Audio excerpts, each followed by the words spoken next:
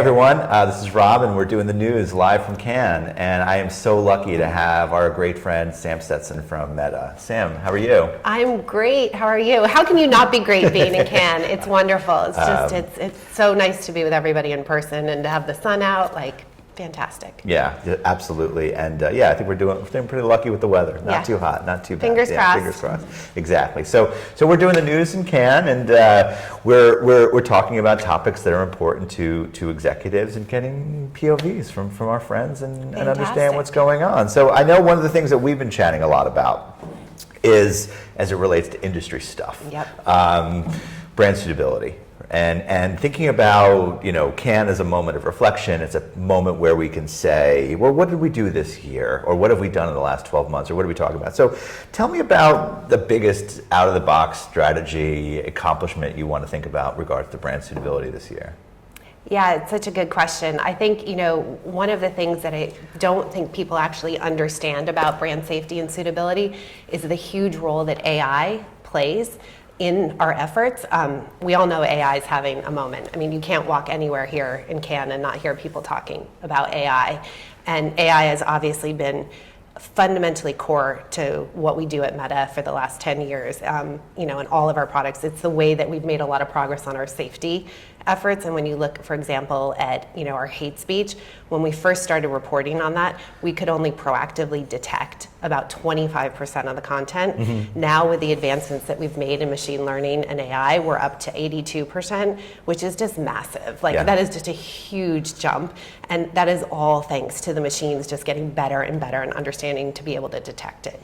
But I think what's really interesting when it comes to suitability, because that's what we're talking about, as you know, we launched suitability inventory filters for Facebook and Instagram feed this year. And the reason we were able to do that was based on a multi-model AI model, that really first goes out and looks at all the content and says, A, is this eligible for monetization? And if it says no, then we don't serve an ad adjacent to it. Then it says, okay, if it is eligible for monetization, let's assign it a suitability score based on the GARM suitability framework so that advertisers can manage, their level of risk assessment, whether it's low, medium, or high. And then that's where we serve an ad. So I think the fact that AI is such a fundamental piece of the way that we execute our brand safety and suitability strategy is really kind of the narrative that's not talked about as much. No, I mean, people don't, and I think the point you're making is they don't understand the scale of it all. Yeah. Right? I mean, you think about a company like Meta and the amount of people all over the world who are touching this platform, and then the ability to get there. The way we can classify content at scale is because of AI, because the volume of content, when you have 3.8 billion people using your services around the world on a monthly basis, the volume is enormous. Right. We wouldn't be able to do this without AI. Right, so now you're talking about AI as an application as opposed to AI as this opportunity in the sky somewhere. No, totally amazing. So as we start to think about, I'm going to pause for a second and just regroup. You were going to ask me if it was overhyped. No, but I don't know if I'm going to go there. Okay. I don't know if I'm going to go there because I think that we can.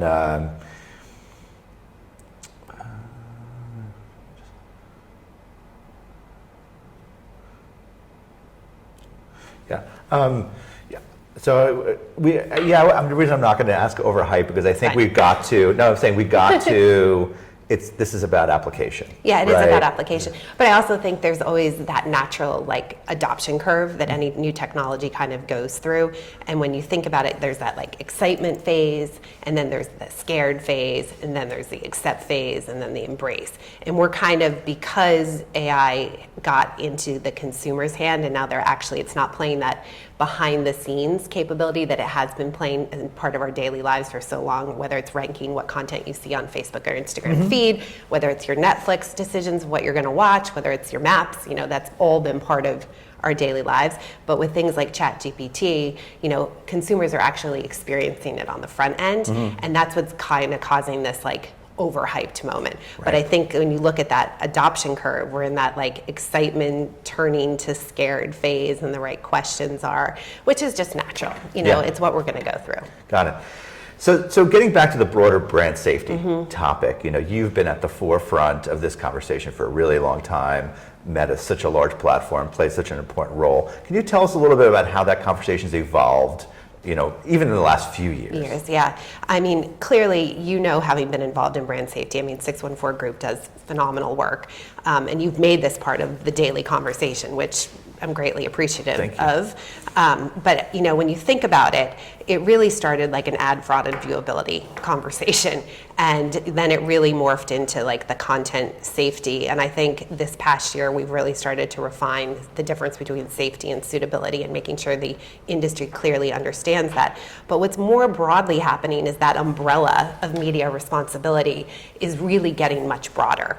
And there's many different topics that are going on there, and different groups and different agencies and different clients all have their kind of media responsibility framework. There isn't an aligned standard to a framework right now, but there's a lot of common threads. There's things like sustainability, there's safety, there's data privacy, there's measurement in there, like DE&I. Those all kind of fall under that umbrella of media responsibility. So I think that's kind of how I've seen the conversation evolve. It's not just one thing anymore. And we're trying to tie it together under that umbrella. Playbooks to come. Playbooks to come. I love a good playbook. Share it with me anytime. Playbooks to come. Yeah, the standardization of standards. That's a mouthful. There you go. I think that's the place where there's still work to be done. How do you organize everybody to do things in a similar way? Because I know there's an example when we talk about this, and we talk about the airline industry and how successful they are.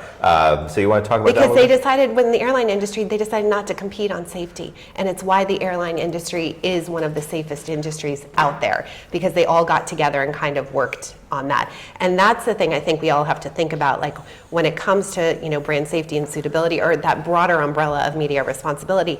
Those are not areas for any of us to compete. It is areas that advance the entire ecosystem and allow us to create a safe environment, a good environment, a responsible environment for consumers, for brands, for people, for creators, for everyone in the ecosystem.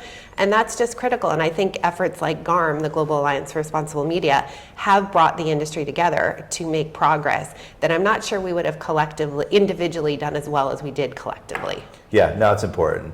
GARM's really been a really important player, but yes, and the willingness. Yeah, the willingness to do it. For everybody to really work together. So talk about Meta a little bit. So it's mid-year, but it's been a really incredible period of time in the history of Meta and things that you guys have been doing. So, but tell us a little bit about some of the accomplishment right now that you're celebrating. Yeah, I'm really super excited because this year we hit a massive milestone. We were able to launch our inventory filter for Facebook and Instagram feed, which allows advertisers to control the adjacency of their content and feed. And that is a really hard technical challenge in a feed environment that was designed around people and not designed around content. And I'm really just pleased that we were able to deliver that to market. At the same time, we know that we don't want to grade our own homework. And so we've partnered with our third-party business partner, Zephyr, to develop and deliver third-party verification for Facebook feeds so that advertisers can actually have the transparency of where their campaigns appeared.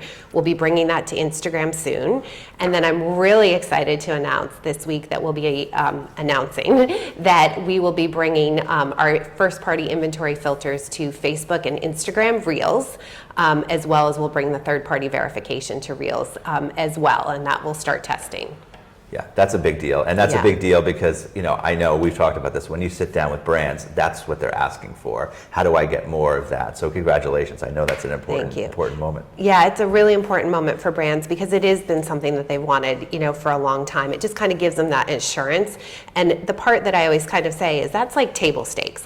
That is what we should be doing as an industry collectively. And that's not where as Meta, we want to distinguish ourselves. We want to be, of course, we want to lead in the tools that we bring to the market when it comes to brand safety and suitability, but where we really want to differentiate ourselves is on the performance of our ads, because we want to help our partners grow.